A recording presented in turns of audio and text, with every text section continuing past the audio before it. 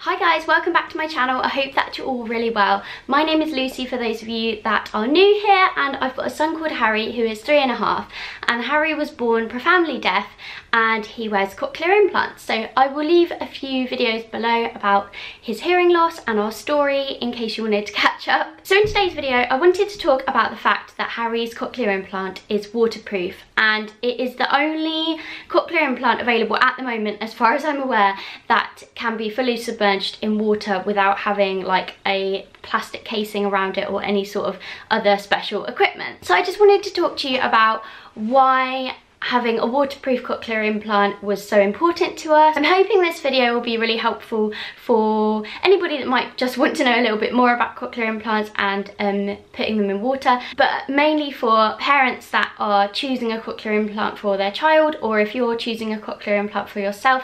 This video might help you in making a decision, because a lot of the time when your child is having a cochlear implant operation, or if you're having a cochlear implant operation, you get to choose from a range of manufacturers. We had the choice of 3 and we decided to choose the Advanced Bionics Neptune. The reason we chose a waterproof cochlear implant is because our son Harry loves having baths and he absolutely loves swimming. He was 14 months old when he was implanted, so we wanted to make sure that he would have something on his head that he could just jump into water and not have to worry about. Now, when I say he can jump into water with his implants on, we do actually have 2 separate sets of head pieces, which are the pieces that attach to his head with the leads. The little processors that clip onto his clothes, they are always waterproof. We don't need to change anything on those, but we do need to change the leads and the headpiece to a waterproof set. We chose it so that Harry could just run in and out of the water freely. We wouldn't have to worry about anything getting broken or damaged. Having the waterproof set is really good, because it means that we can put them on before Harry goes to his childminders, and I don't need to worry about him getting wet or chucking a bucket of water over his head, which he has done before. I don't have to worry about him getting wet, and my childminder doesn't have to make any special adaptations for him to be able to go and play in the paddling pool with the other children, which is really lovely. She doesn't have to worry about when it's raining. Most other cochlear implants, as far as I'm aware, you need special equipment to be able to make them waterproof. So you would need a special bag that goes over your head and over the processor. It's not just as easy as jumping in the water and it being waterproof. So yes, that was our main reason for picking the Advanced Bionics Neptune. We all know what it's like with children. They don't like putting t-shirts on, shoes on, anything. So I didn't want there to be an extra process in place where I had to put an extra piece of equipment onto his cochlear implants and it all just becomes a bit of a fuss. And I just knew that if it would be like that, then I would avoid taking him swimming and avoid taking him out in the rain and all things like that, and I didn't want to do that. Another aspect of it is safety for us. I wanted him to be able to hear us in the water. I'm really confident in the water. Scott isn't so much, but we can both swim, and we wanted Harry to be able to communicate with us while he was in the water. We're looking at starting swimming lessons soon actually. He hasn't quite started yet, but he really loves swimming,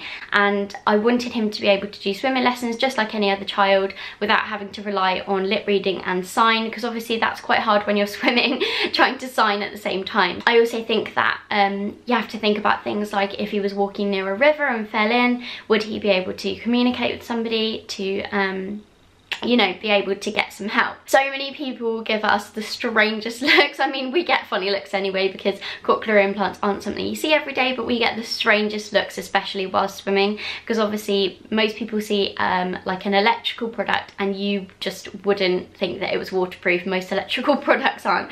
So when he's jumping in and out of the swimming pool, you can see people looking like, oh my goodness, is that allowed to get wet? And friends are always asking, that is amazing that you can get it completely wet. So yeah, it's really cool, and they can be completely submerged. I'm not 100% sure about the depth he could go to. I mean, we're not planning on sending him scuba diving anytime soon, but I think they can go pretty far down under the sea. They're fine in salt water, they are fine in chlorine. He can completely submerge them. The microphone sometimes gets a little bit of water trapped in it, so we just have to sort of shake it out to make sure there's nothing left.